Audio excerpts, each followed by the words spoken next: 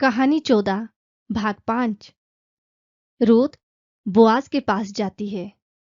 एक दिन रूथ की सास नाओमी ने रूथ से कहा, मेरी बेटी, क्या ये मेरी जवाबदारी नहीं है कि मैं तुम्हारा घर बसाने के बारे में सोचूं जिससे तुम्हारा भला हो?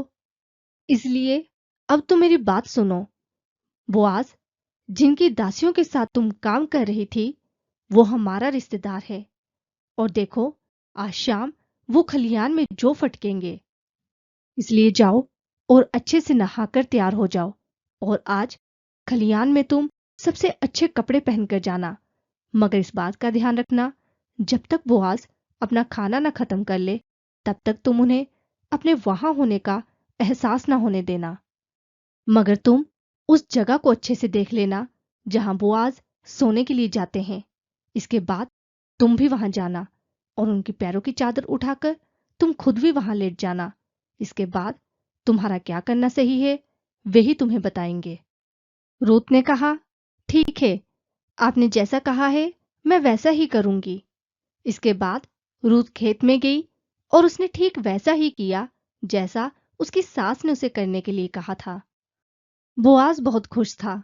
जब उसने खाना पीना खत्म किया, तब वह अनाज के ढेर के पास सोने के लिए चला गया। तब रूत दबे पांव वहां गई और बोआज के पैरों की चादर उठाकर वहां खुद भी लेट गई। तब बीच रात में जब बोआज ने करवट ली, तो वह चौंक पड़ा कि एक स्त्री उनके पैरों के पास लेटी हुई थी। उसने पूछा, तुम कौन हो? रूत ने उत्तर दिया, मैं आपकी दासी रूत हूं। आप हमारे छुड़ाने वाले हैं, इसलिए अपनी दासी को अपने पैरों में जगह दें। बोआज ने उसे उत्तर दिया, बेटी, यहोवा की कृपा दृष्टि तुम पर बनी रहे। समर्पण और निष्ठा की तुम्हारी ये भावना तुम्हारे पहले की भावना से भी बढ़कर है, क्योंकि तुमने यहां के किसी भी धनी या साधारण युवक से विवाह का विचार नहीं किया।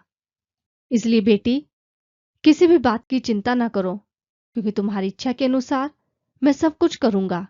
क्योंकि नगर में ये सभी को मालूम है कि तुम एक अच्छे चरित्र की औरत हो। ये बात सही है कि मैं तुम्हारा छुड़ाने वाला हूं, मगर इस रीति में एक और व्यक्ति है जिसका अधिकार मुझसे पहले है। अभी तुम यहीं ठहरो। सुबह तक अगर वह व्यक्ति अपना रिश्तेदार होने का कर्तव्य निभाएगा तो अच्छा है, नहीं तो यहोवा के जीवन की शपथ, मैं तुम्हारे रिश्तेदार होने का कर्तव्य निभाऊंगा और तुम्हें छुड़ाऊंगा। इसलिए सुबह तक तुम यहीं लेटी रहो। तब रूत सुबह होने तक बोआज के पैरों में ही सोती रही। मगर इससे पहले उजाला हो और किसी को उसकी पहचान हो सके, वे उठ गई। तब बोआज ने उससे कहा, किसी को ये मालूम न चले कि तुम खलियान में आई थी। बोआज ने फिर उससे कहा, अपनी ओढ़नी आगे फैलाओ। और रूत ने वैसा ही किया। तब बोआज ने 6 माह जौ उसकी ओढ़नी में डाल दिए और उसे उसके कंधे पर रख दिया, और तब रूत नगर में चली गई। जब रूत अपनी सास के पास पहुंची, तब नाओमी ने उससे पूछा, मेरी बेटी, बताओ क्या हुआ? तब रूत ने अपनी सास को वो सब बता दिया जो बोआज ने उसके लिए किया था। रूत ने फिर अपनी सास से कहा, उन्होंने मुझे ये 6 माह जो भी ये कहते हुए दिए हैं कि अपनी सास के पास खाली हाथ न जाना। तब नाओमी ने रूत से कहा, मेरी बेटी, अब धीरज धरकर देखती जाओ कि आगे क्या क्या होता है, क्योंकि वह व्यक्ति आज के विषय को सुलझाए बिना अब शांत न बैठेगा।